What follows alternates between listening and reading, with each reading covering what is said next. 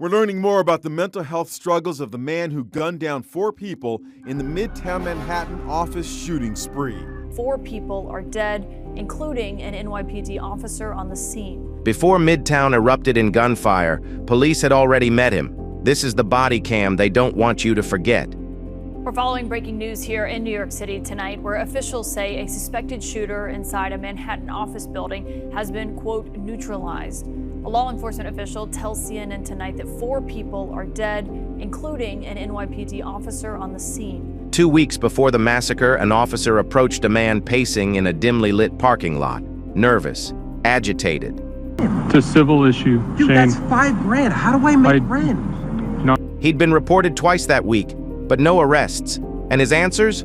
All over the place. No wallet, no phone, and when asked about his car, that friend didn't exist. It's 2024. Tamora's mother calls 911 to report her son is having a bipolar episode.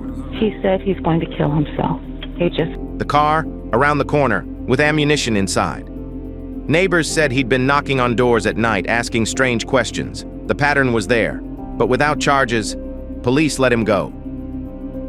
Many are questioning how he was legally able to own a gun with his long history of troubling behavior. I'm asking you, am I under? August 4th, 2:14 p.m. He returned not to talk, to kill. Manhattan office shooting spree. Just released body cam shows the mass killer, Shane Tamora, interacting with Las Vegas police in the years leading up to the Manhattan massacre. Active shooter, 345 Park Avenue. September. Within minutes, 3 lives were gone. New York Police Department says they believe the shooter acted alone, and this hour, the mayor, Eric Adams, says police are searching the 634-foot building floor by floor. The FBI is on the scene right in the middle of the country's largest city to assist with the investigation tonight. I want to go straight to CNN's Shimon Prokupecz, who is live on the scene in Midtown Manhattan. And Shimon, you've been there for hours watching as this developed. Obviously, we can still see behind you there is a massive police presence still on the ground. What is the latest so far that you're learning? Yeah, Caitlin, the scene out here remains active, almost as active as when I got here around 7 p.m., just 20 minutes after all of this unfolded. And when I first got here, I mean, the scene was just harrowing. I saw officers with long guns and tactical gear race. This earlier footage, now evidence in court. That building, going into a nearby building, searching for people, making sure they could get people who may be in harm's way out safely. They went into in the years leading up to the Manhattan massacre. Active shooter, 345 Park Avenue. September 2023. Tamora had just won $5,000 gambling at a casino. Cops were called after he refused to identify himself or show ID to collect his winnings and shoved a casino worker. So they wanted you to show ID. Right. Very simple. Right. You didn't want to do it. Right. Okay, that means they're not giving you your money. So I'm under arrest. Okay?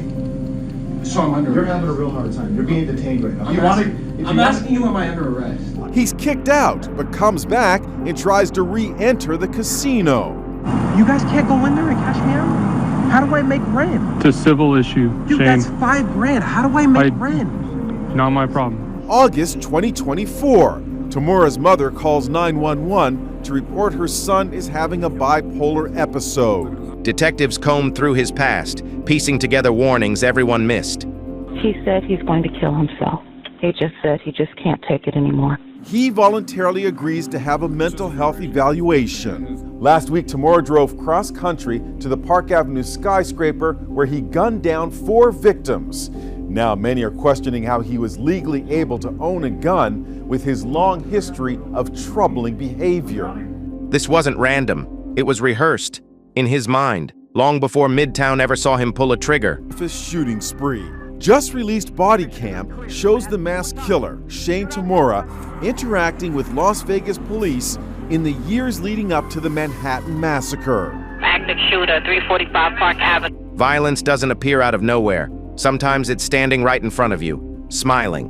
Put in perspective for people who don't live in New York, what part of town this is in, what this looks like. I mean, it is a very busy area at that hour as we were learning about this happening and just trying to figure out what was going on.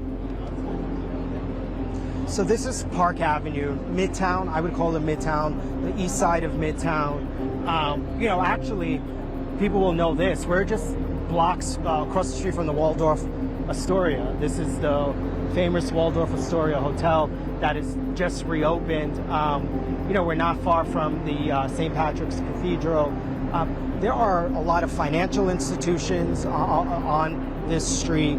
JP Morgan Chase just opened their new building here. So there are a lot of banks, a lot of financial institutions, a lot of law firms on this street. We are about now 7 blocks from Grand Central. So this is really a part of New York City with a lot of corporate space, with a lot of office building, high-powered individuals. You're talking about, in this building, Blackstone, you're talking about the NFL. So when the NYPD got that call, this is something they train for. But I have lived in the city my whole life. I have worked in the city. I cannot recall a situation like this before. And to see the NYPD respond in this way was quite gut-wrenching, to see them running towards where they believed this gunman was. Yeah, especially as we've learned tonight, one of their colleagues has been killed, and as we are still learning more, Shimon Prokupecz will check back in with you as we get more news throughout the hour. I also want to bring in CNN's chief law enforcement and intelligence analyst, John Miller. And John, I know you've been speaking with sources and learning more about the profile of the suspected shooter. What more do we know about him at this hour right now? He's a 27-year-old man. He apparently drove to that location by car, although we don't know from where he drove. He starts off life in Hawaii, where he was born, went to, looks like high school, then shifts to Las Vegas. In Las Vegas, we are told by sources who are developing the background on this individual that he obtains a private investigator's license. Don't know at this point whether that was with a larger firm with more experienced people, or if this is something that he did to start his own business.